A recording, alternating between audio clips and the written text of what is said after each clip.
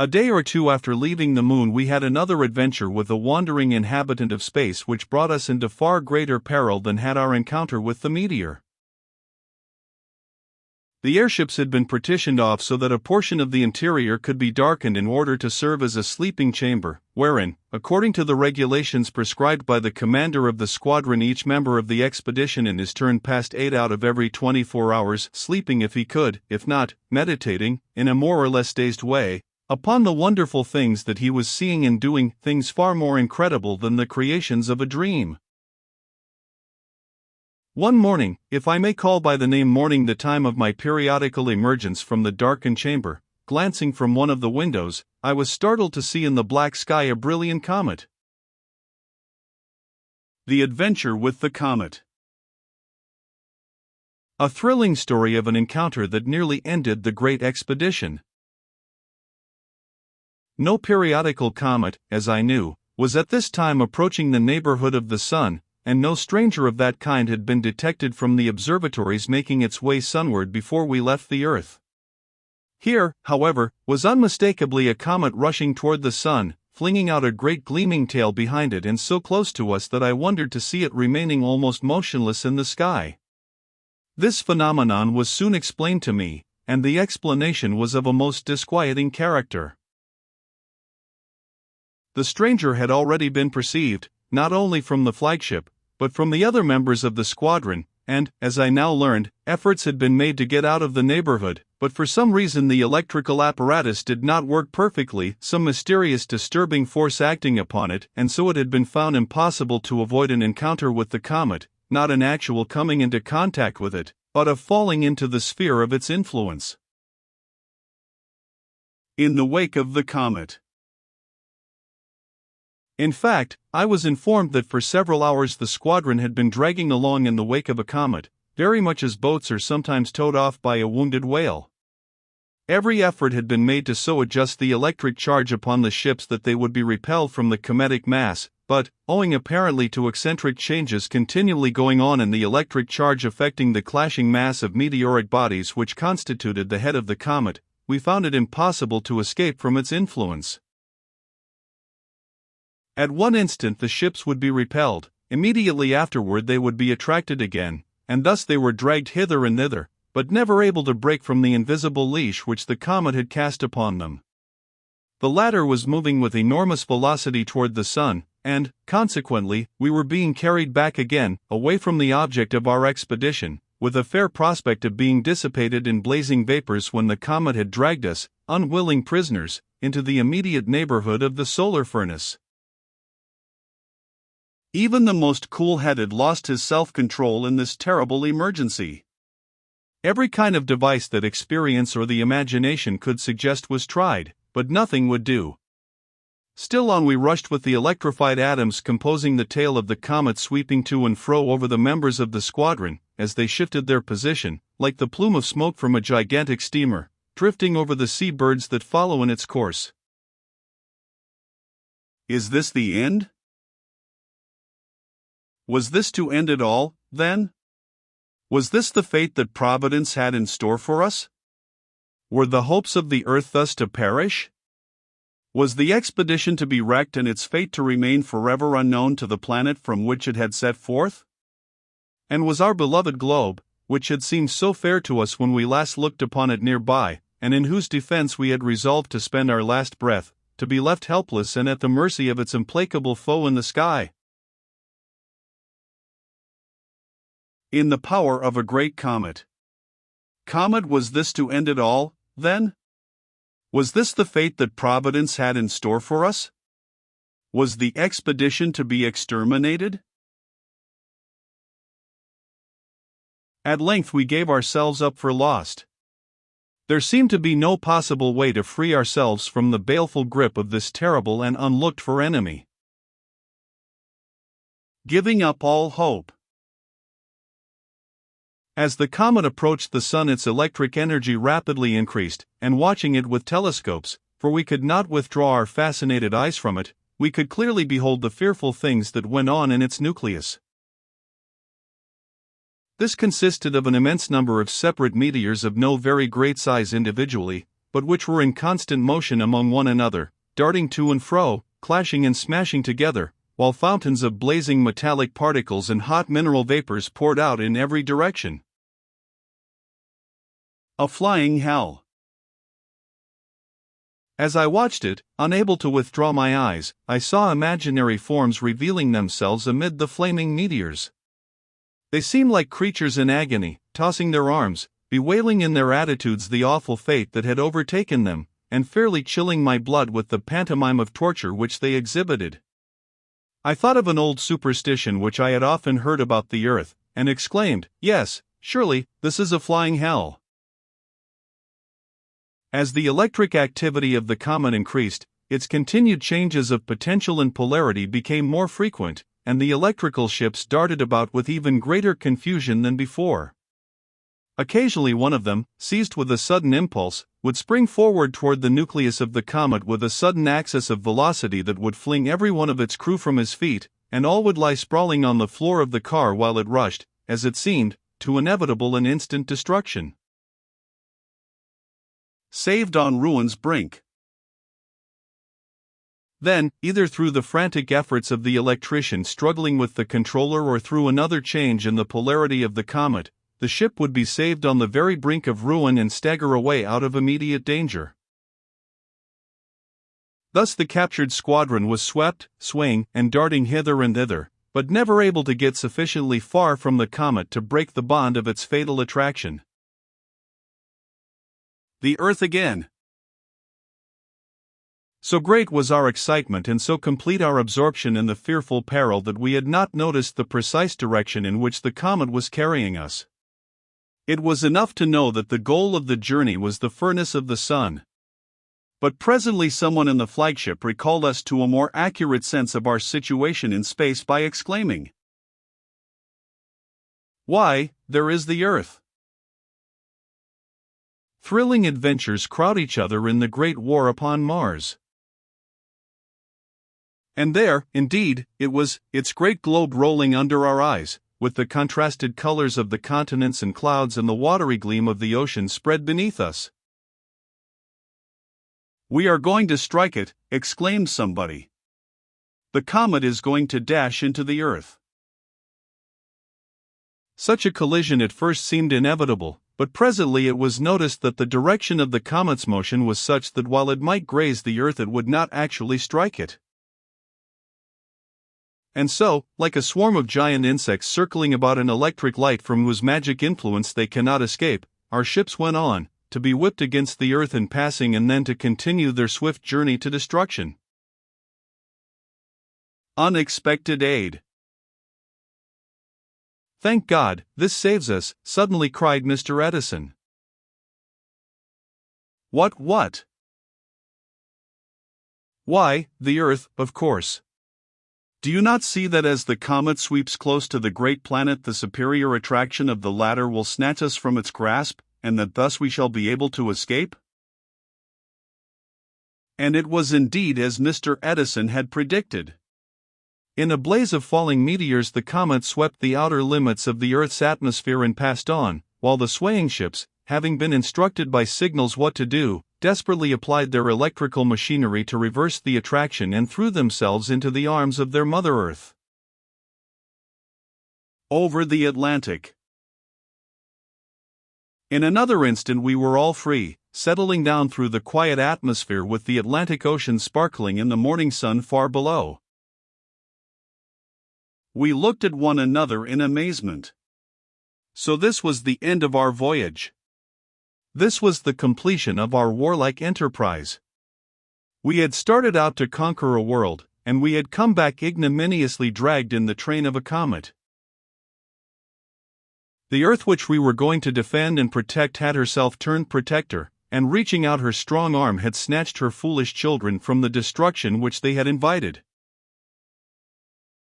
It would be impossible to describe the chagrin of every member of the expedition. A feeling of shame. The electric ships rapidly assembled and hovered high in the air, while their commanders consulted about what should be done. A universal feeling of shame almost drove them to a decision not to land upon the surface of the planet, and if possible not to let its inhabitants know what had occurred. But it was too late for that. Looking carefully beneath us, we saw that fate had brought us back to our very starting point, and signals displayed in the neighborhood of New York indicated that we had already been recognized. There was nothing for us then but to drop down and explain the situation. I shall not delay my narrative by undertaking to describe the astonishment and the disappointment of the inhabitants of the earth when, within a fortnight from our departure, they saw us back again, with no laurels of victory crowning our brows. At first they had hoped that we were returning in triumph, and we were overwhelmed with questions the moment we had dropped within speaking distance. Have you whipped them? How many are lost? Is there any more danger? Fakes, have ye got one of them men from Mars? But their rejoicings and their facetiousness were turned into wailing when the truth was imparted.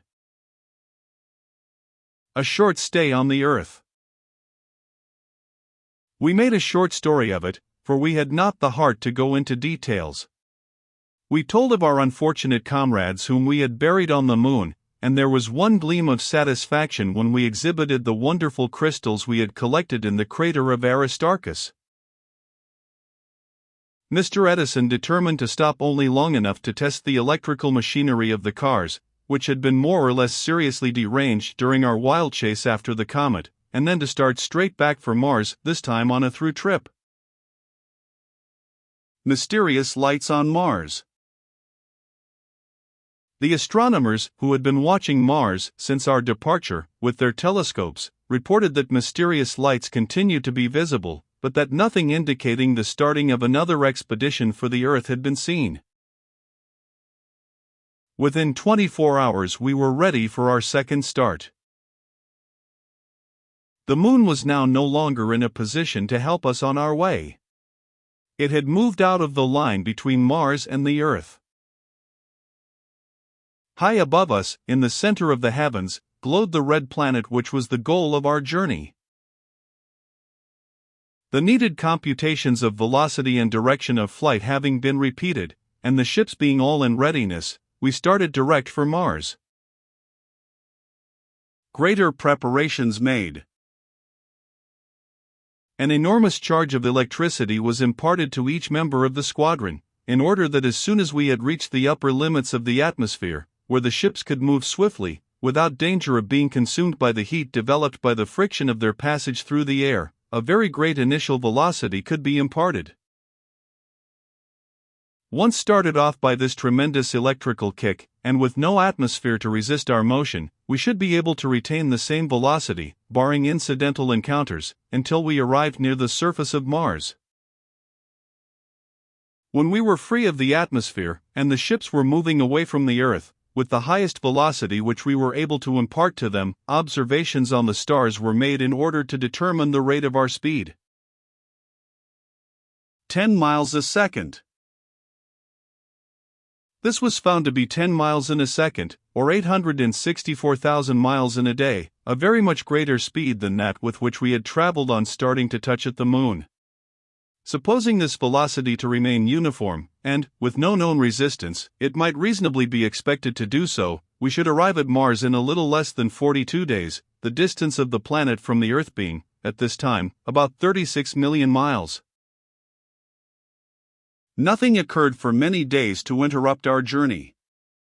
We became accustomed to our strange surroundings, and many entertainments were provided to while away the time.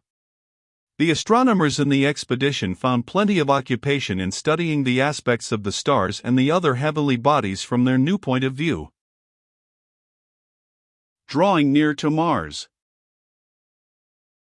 At the expiration of about 35 days we had drawn so near to Mars that with our telescopes, which, though small, were of immense power, we could discern upon its surface features and details which no one had been able to glimpse from the Earth. As the surface of this world, that we were approaching as a tiger hunter draws near the jungle, gradually unfolded itself to our inspection, there was hardly one of us willing to devote to sleep or idleness the prescribed 8 hours that had been fixed as the time during which each member of the expedition must remain in the darkened chamber. We were too eager to watch for every new revelation upon Mars. But something was in store that we had not expected. We were to meet the Martians before arriving at the world they dwelt in. Among the stars which shone in that quarter of the heavens where Mars appeared as the master orb, there was one, lying directly in our path, which, to our astonishment, as we continued on, altered from the aspect of a star, underwent a gradual magnification, and soon presented itself in the form of a little planet. The asteroid. "It is an asteroid," said somebody. "Yes, evidently, but how does it come inside the orbit of Mars?" "Oh, there are several asteroids," said one of the astronomers, "which travel inside the orbit of Mars, along a part of their course, and, for aught we can tell, there may be many which have not yet been caught sight of from the Earth, that are nearer to the Sun than Mars is. This must be one of them." "Manifestly so." As we drew nearer, the mysterious little planet revealed itself to us as a perfectly formed globe not more than 5 miles in diameter. Approaching the great asteroid. Asteroid, it altered from the aspect of a star, underwent a gradual magnification, and soon presented itself in the form of a little planet. "What is that upon it?" asked Lord Kelvin, squinting intently at the little world through his glass. "As I live, it moves." A Martian appears. The first glimpse of the horrible inhabitants of the Red Planet. "Yes, yes," exclaimed several others, "there are inhabitants upon it, but what giants! What monsters! Don't you see?" exclaimed an excited savant. "They are the Martians." The startling truth burst upon the minds of all. Here upon this little planetoid were several of the gigantic inhabitants of the world that we were going to attack.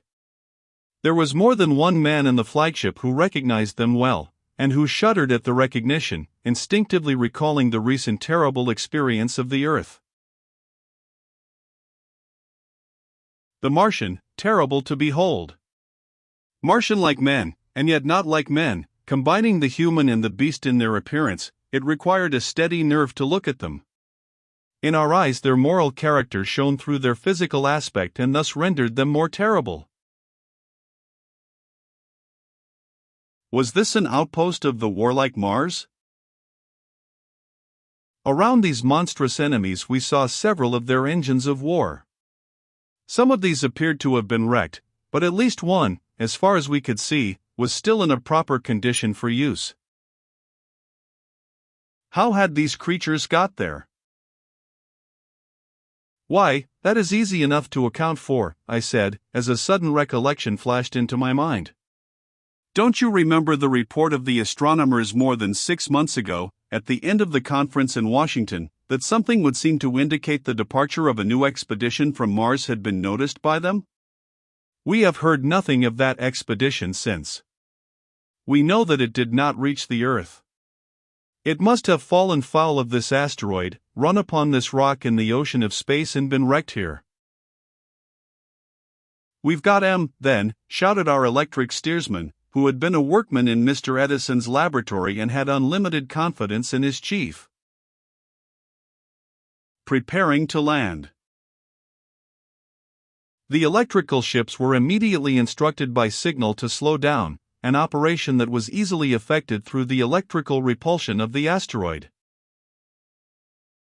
The nearer we got, the more terrifying was the appearance of the gigantic creatures who were riding upon the little world before us like castaway sailors upon a block of ice. Like men, and yet not like men, combining the human and the beast in their appearance, it required a steady nerve to look at them.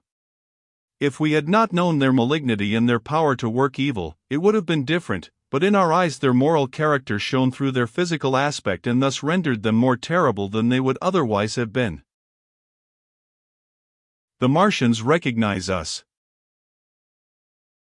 When we first saw them, their appearance was most forlorn, and their attitudes indicated only despair and desperation, but as they caught sight of us, their malign power of intellect instantly penetrated the mystery, and they recognized us for what we were. Their despair immediately gave place to reawakened malevolence. On the instant they were astir, with such heart-chilling movements as those that characterize a venomous serpent preparing to strike. Not imagining that they would be in a position to make serious resistance, we had been somewhat incautious in approaching. The awful heat ray. Suddenly there was a quicker movement than usual among the Martians, a swift adjustment of that one of their engines of war which, as already noticed, seemed to be practically uninjured, and then there darted from it and alighted upon one of the foremost ships a dazzling lightning stroke a mile in length, at whose touch the metallic sides of the car curled and withered and, licked for a moment by what seemed lambent flames, collapsed into a mere cinder. Another ship destroyed. The death-dealing Martians strike a fearful blow at the Earth's warriors. For an instant not a word was spoken, so sudden and unexpected was the blow. We knew that every soul in the stricken car had perished.